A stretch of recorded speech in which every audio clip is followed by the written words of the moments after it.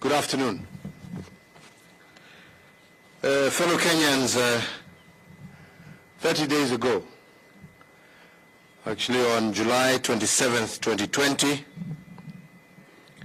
I did promise once again to appraise and, where necessary, to escalate or to de-escalate the steps taken so far to contain this COVID-19 pandemic. I promised to do so because most of the steps that we took were conditional. Whether they worked or not depended on how we responded to them individually and collectively as a nation and as a people. Well, today I'm happy to note that the majority of Kenyans have exercised a reasonable level of pandemic and civic responsibility in observing the COVID-19 protocols.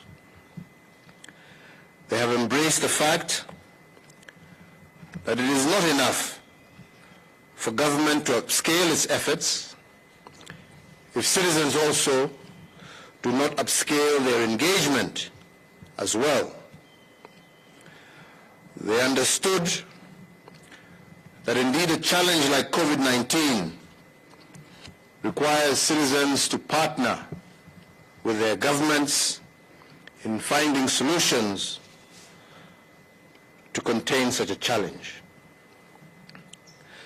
And because of taking this challenge seriously, and more importantly partnering with government, infections have gotten to a manageable level. In fact, we are reporting more recoveries in some instances than infections. Hotspots like Mombasa and Nairobi have begun to stabilize. Our health experts have indicated that levels of the positivity rate countrywide have fallen from a high of 13% in June to 8% in August. This is very encouraging, and it means that if we keep our civic responsibilities high, we have a chance to reach the 5% positivity rate recommended by the World Health Organization for a total reopening of our economy and country. In that regard, as at this morning, the confirmed COVID-19 cases have risen by 213, bringing the aggregate total so far to 33,016. We mourn the 5 lives lost over the last 24 hours, as we indeed mourn the lives of all those who have passed on as a result of this pandemic. Amid this tragedy, we are also remarkably thankful to God that we have, over the same period of 24 hours, recorded 241 recoveries, bringing our total number of recoveries to 19,296. So, fellow Kenyans, while we note the good progress that we have made so far in fighting this enemy,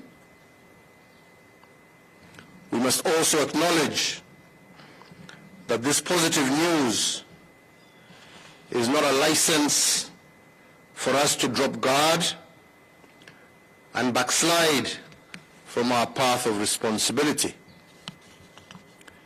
Indeed, as I have mentioned in the past, we are fighting a war against an invisible enemy, and as we enter the 6th month of this war, we are also entering into a phase what is now being commonly referred to as the fog of war. In this phase, the combat arena is foggy. And in this fog war, the first instinct is that of self-preservation. You fight to propagate yourself, your family, and the environment that nurtures you. And in this foggy state, you also become aware that the government cannot police the daily activity nor the morality of every single individual citizen. In fact, in the fog of war, citizens, while maintaining their liberties, scramble first for survival. In sum, what will save us all in the war is exercise of civic responsibility. And I must emphasize here again that there are no unbearable responsibilities. In the face of a crisis like COVID-19, there are no unbearable responsibilities. And fellow Kenyans, let me make it clear when I talk about responsibility. I do not mean by responsibility who carries the burden, because responsibility is not a burden. It is a civic duty. Instead of seeing it as something you carry, we must seek it as a task, and a joyous one at that. It is a happy debt you pay to your fellow citizens for being a member of their community. The price you pay to propagate yourselves, your family, and your country. Fellow Kenyans, although we have done well in our attempt to flatten the curve, there are still two major challenges that have continued to stifle our efforts. First, while our determination to manage the spread of this pandemic in cities like Nairobi and Mombasa have started to pay visible dividends, this crisis has, however, begun to percolate to the counties. The new frontier of this invisible enemy is increasingly shifting to the counties and to our rural areas.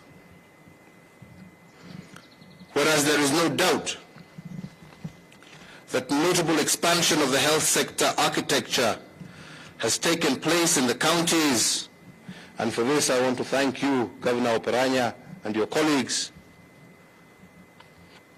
More needs to be done, and the pace of this expansion should be increased in order to cope with the gradual shift of this pandemic to the counties.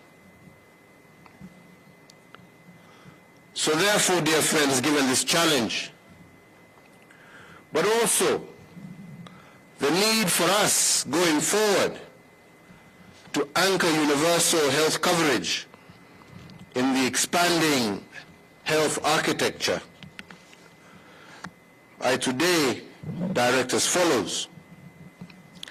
And the first is that the Cabinet Secretary for Health, acting jointly with the Chairperson of the Council of Governors, shall constitute a national reference group on COVID-19 to review the efficacy of our response to this pandemic so far.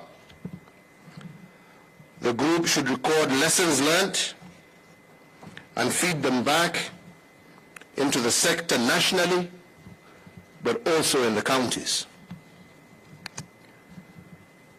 The group should also formulate strategies to identify our institutional weaknesses within our healthcare system at both tiers, both national but also county, and recommend also ways to increase the representation of county governments in the boards of healthcare agencies, and recommend ways in which our national responses to healthcare emergencies can be improved.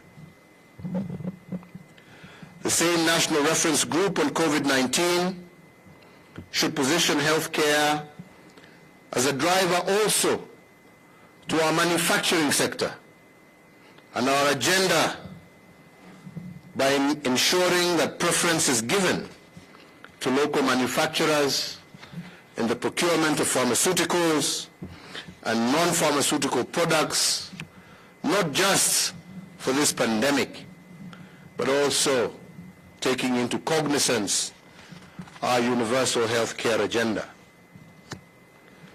The National Reference Group on COVID-19 should also expand their ongoing work and establish the Kenya COVID Vaccine Consortium so that our research institutions, which are already doing great work, can now come together, bringing on board all relevant stakeholders locally, but also partnering with those internationally, and together sharpen their focus on the development as well as the testing of COVID-19 vaccines locally here in Kenya and for our region. Next, following the allegations of impropriety at the Kenya Medical Supplies Authority, better known as KEMSA, the relevant investigative agencies of our country are currently fully seized with the matter.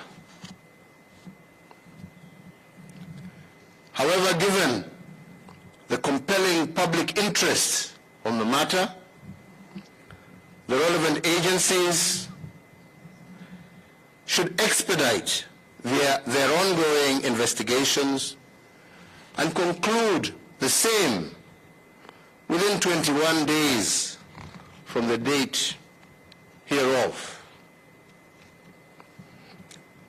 Fellow Kenyans,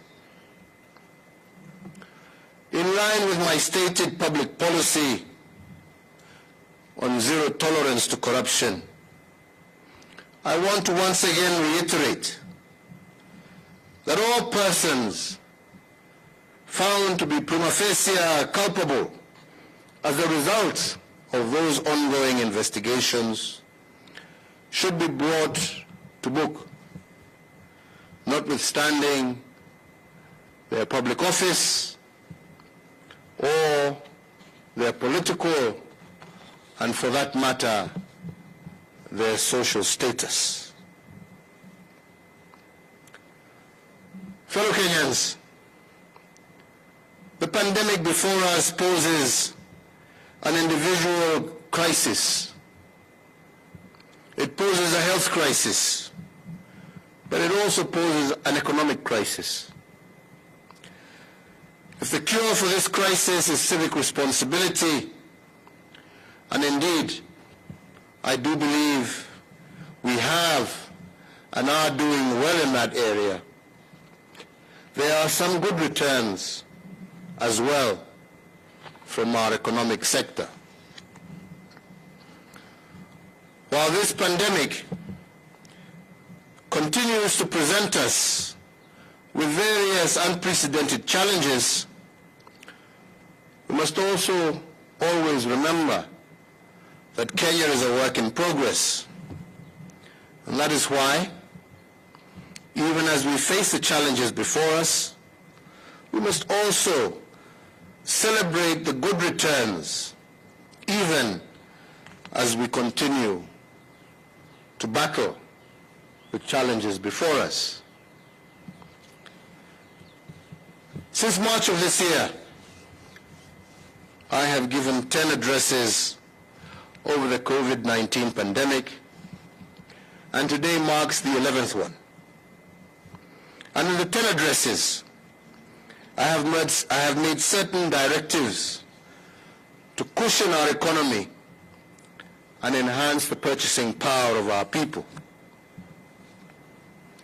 The most notable one is the tax cuts that we announced at the very beginning of the pandemic in March of 2020.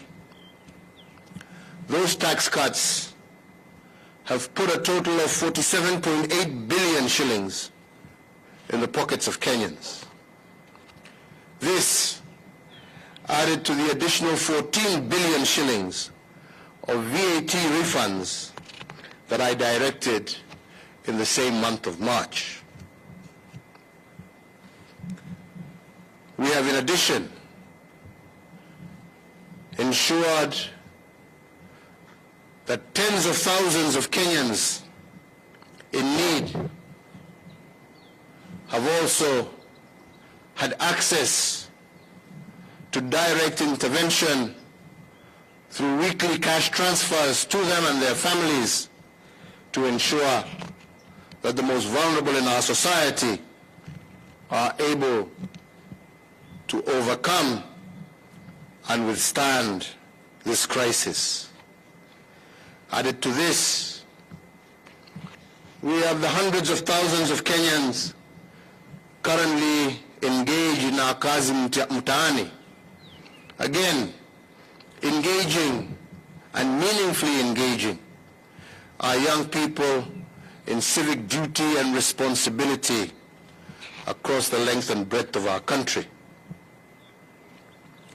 Indeed, reviewing the results today, I must admit that we have done much better than we expected.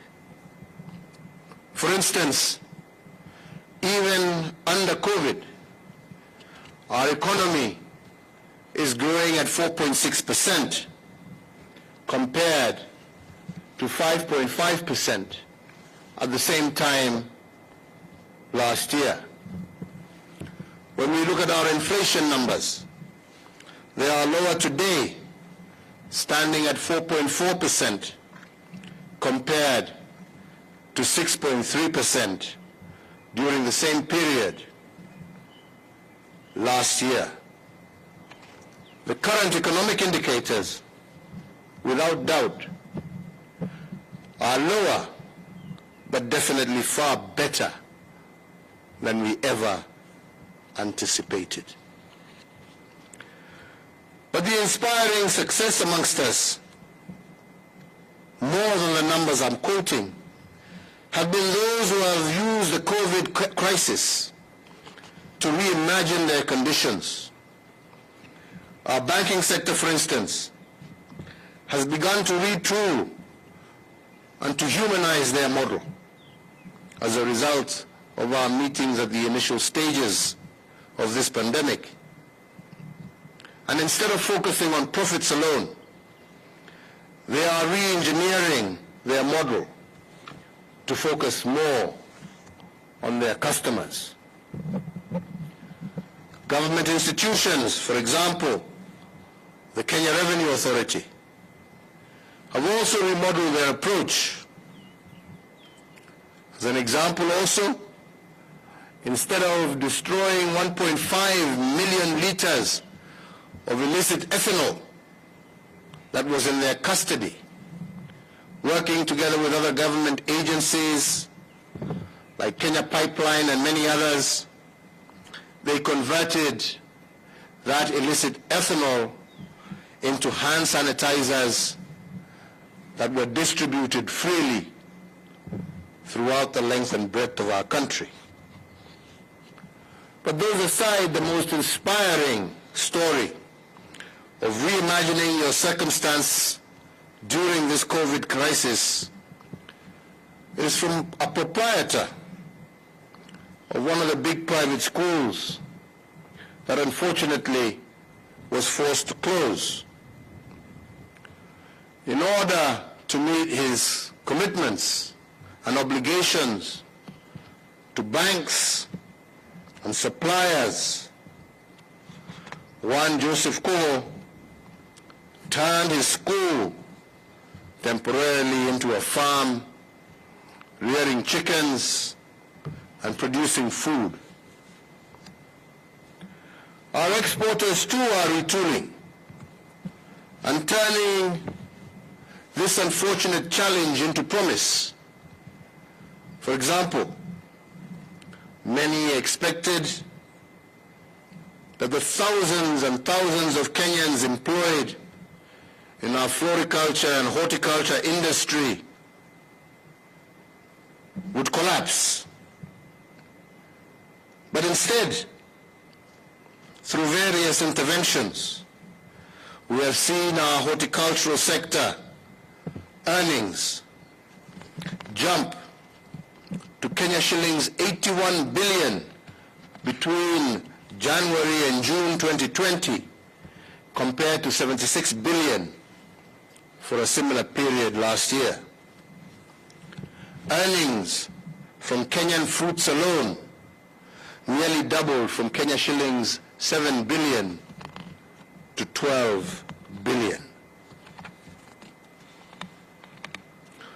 What these examples of retooling businesses in times of crisis teaches us is that a crisis represents both a danger but also an opportunity.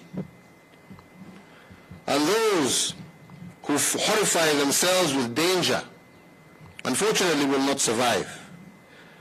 But those who choose to exploit the opportunities presented by the crisis become the new heroes of the moment.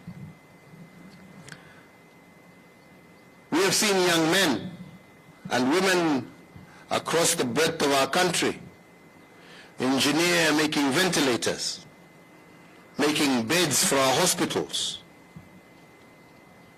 These, without doubt, are the heroes of the moment. Fellow Kenyans,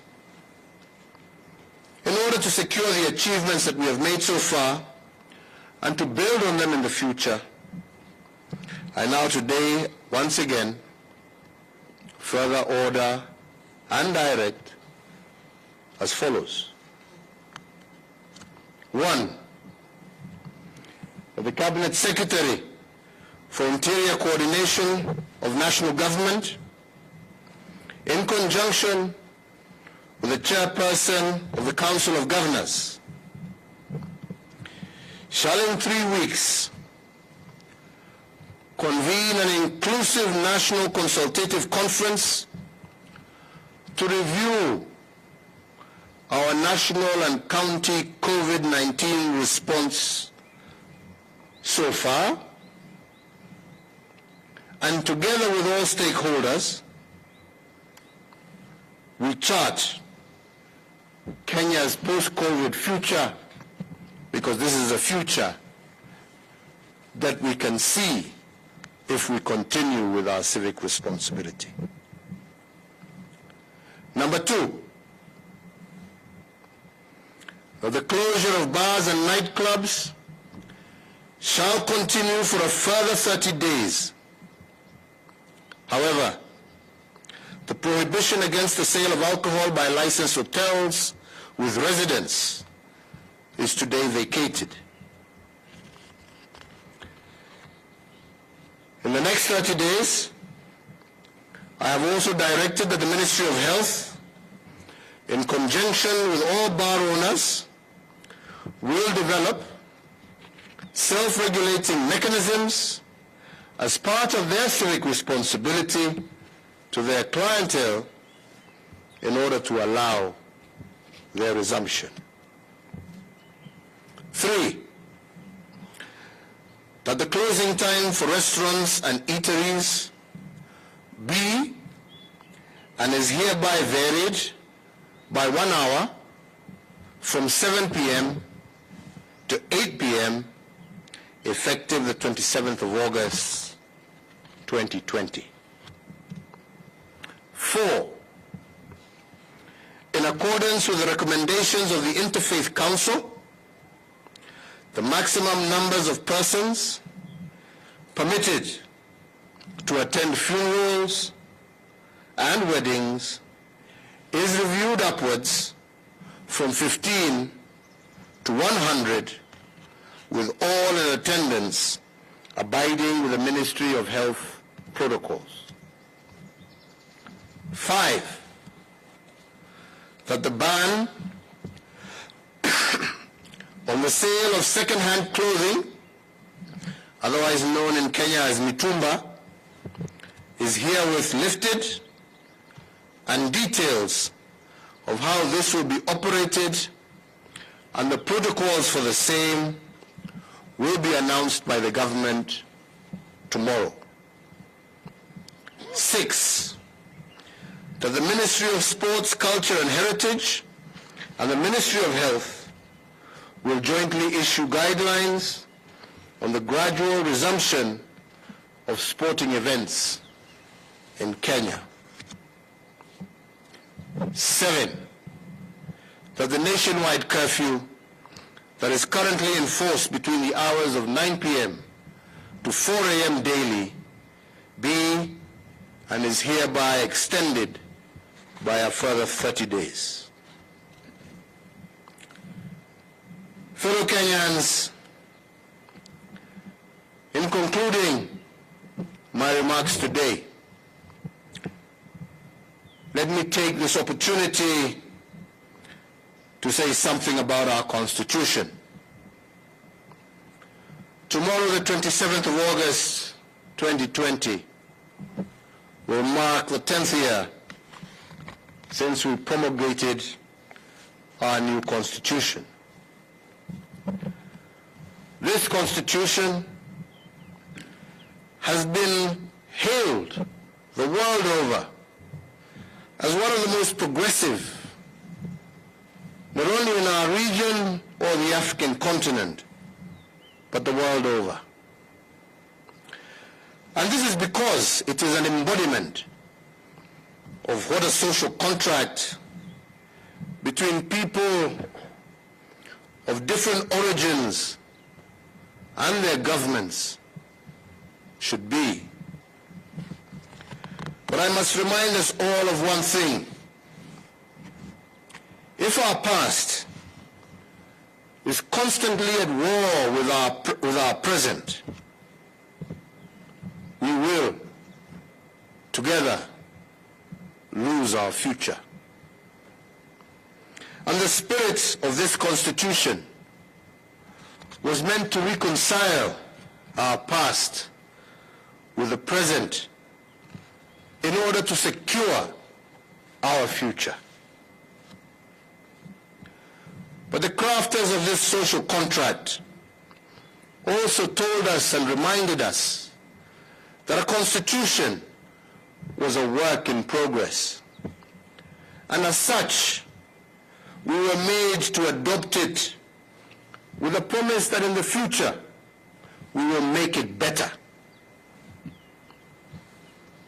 10 years later, the moment to improve on it, I believe, is now. And as I said in my Madaraka Day speech, we must not, as a people, succumb to the paralysis of constitutional rigidity. We must treat a constitution as a living being, as a living document that must constantly adjust to our emerging realities. In our past, all our constitutions have been what we may call ceasefire documents, agreements created to either dodge confrontation or avoid civil conflict. And indeed, if you do a textual reading of these constitutions, they represent a constant argument between the past and the present. And that is why I call them ceasefire documents. But 10 years after one of the most progressive constitutions, I believe the moment calls on us to do better. Instead of a ceasefire document, that enforces a zero-sum game in which winner takes all and loser is expected to accept. The moment calls us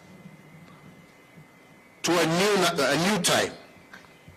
The moment calls us to create a constitutional order that will long endure and survive and not be a conflict-stopping constitution, but rather a future-building document.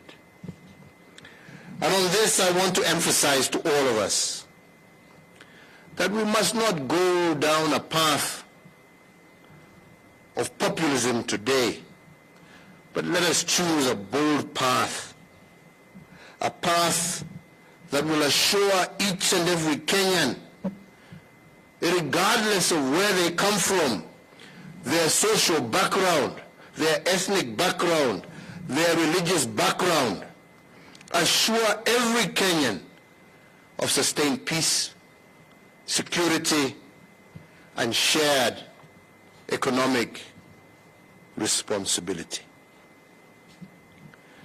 Finally, fellow Kenyans, if we view our health crisis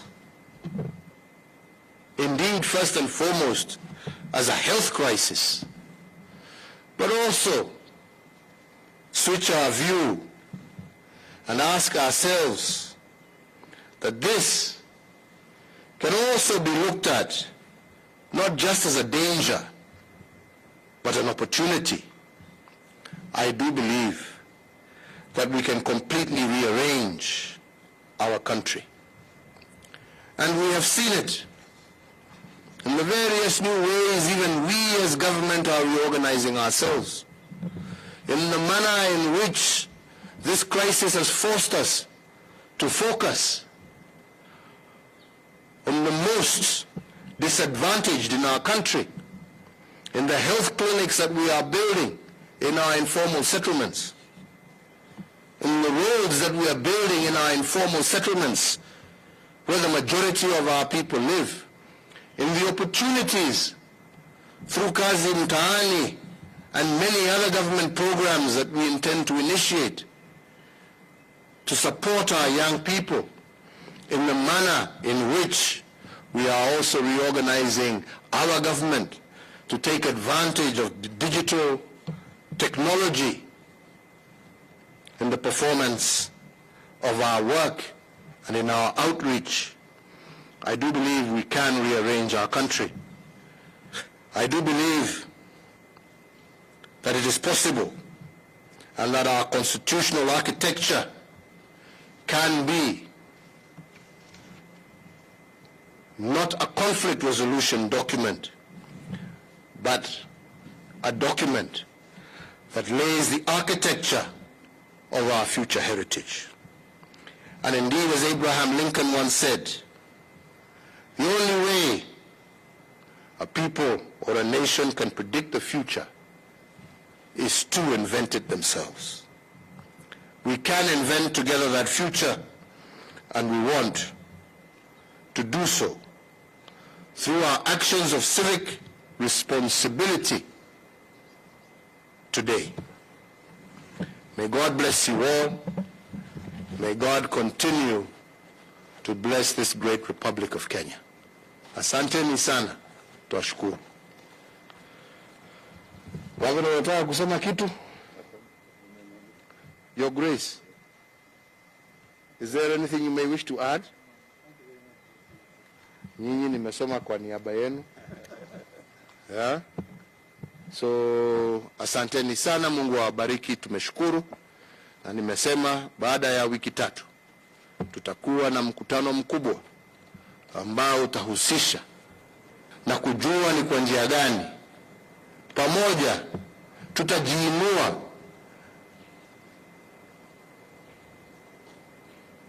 na tusongeshe taifa letu mbele. Na hiyo ndiyo jukumu letu. Na mimi nasema kwa wote, serikali yangu na msimamo wake uko na sitabanduka ama kupinduka.